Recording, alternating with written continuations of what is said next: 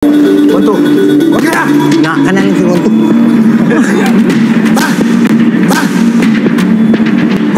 Ay, buhi na yung hangin.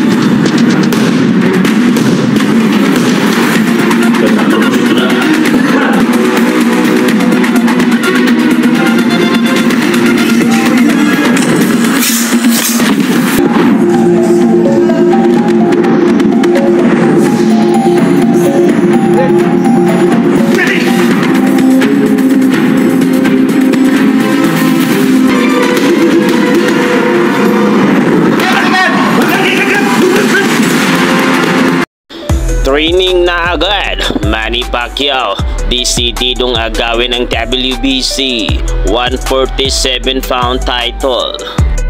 Mula sa kanyang makasaysayang pamamayagpag sa larangan ng boxing ay naging malaking susi para sa nag-iisang 8th Division World Champion Manny Pacman Pacquiao, ang wildcard game sa Los Angeles, California.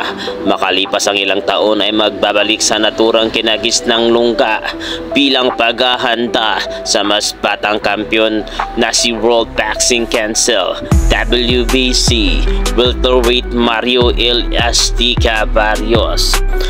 Walang sinasayang na oras at panahon ang 46 anyos na Filipino boxing legend na nag-uumapaw ang kagustuhang muling makamit ang korona pabalik ng Pilipinas sa kanyang comeback professional fight na itinakda sa Hulyo 19 na layuning burahin ang kanyang naunang tala na oldest boxer na nagwagi ng titulo sa 147 pounds noong Hulyo 20, 2019 laban kay Kit One-Time Thurman para sa World Boxing Association Super Welterweight sa MGM Grand Arena sa Las Vegas, Nevada.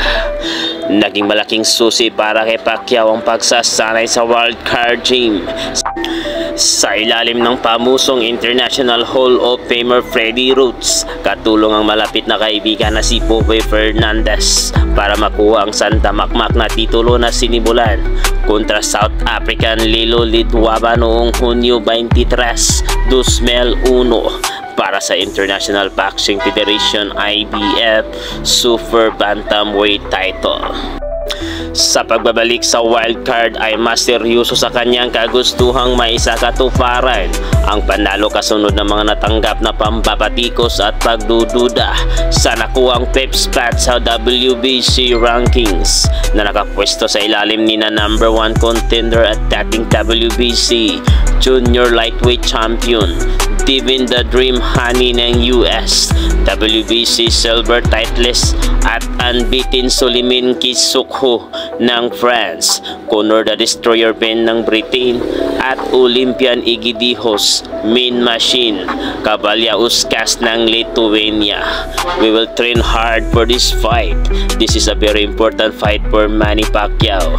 Pahayag ni Fernandez sa pagdating ng Team Pacquiao sa Los Angeles, California para dumalo rin sa formal induction ni Manny sa International Boxing Hall of Fame sa Hunyo 5 hanggang 8 sa Canastuta, New York. Bagaman wala pang formal na anunsyo sa naturang pagtutuos, ay may tuturing na malaking kumpirmasyon ng agarang paglipad ng Team Pacquiao sa Estados Unidos na inasaang abangan ang pakikipagharap sa panig ng Mexican-Americana si Barrios sa mga darating na panahon sa isang press conference.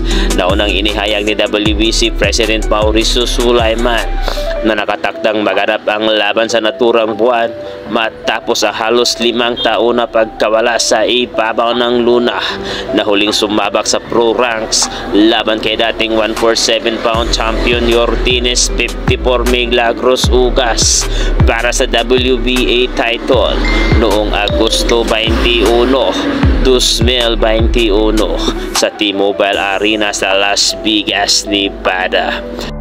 Ayon kay Sulaiman, naging batayan ng WBC ang rules and regulation ayon sa 3.25 na maaaring payagan ng dating WBC champion na kinikilalang alamat sa larangan ng boxing na bumalik at agad na lumaban sa isang world title fight. dinagdag pa nitong binigyan ng basbas ng Nevada State Athletic Commission si Pacquiao na muling lumaban at tinapos lamang ang kanyang kandidatura sa pagkasenador nitong nagdaang midterm elections sa Pilipinas. Sa huling laban ni Pacman sa isang exhibition fight sa mas malaking Japanese kickboxer na si Rokia Anpu noong Hulyo 28, 2024 sa Saitama Super Arena ay nauwi sa tabla ang laban.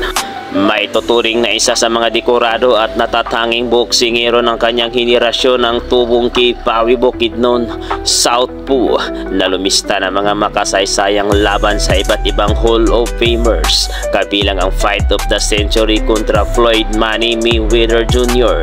kung saan lumikha ng milyon-milyong kita sa pay-per-view at nanonood ng live noong Mayo 2, 2015 sa MGM Grand Garden Arena para sa WBA Unified, WBC, WBO at the ring titles. Napagwagian naman ni Barrios ang WBC interim belt sa dominanting desisyon kontra Ugas noong Setyembre 30, 2023 habang naipagtanggol nito ang korona kontra Fabian Andres Maidana nitong Mayo 4 sa unanimous decision.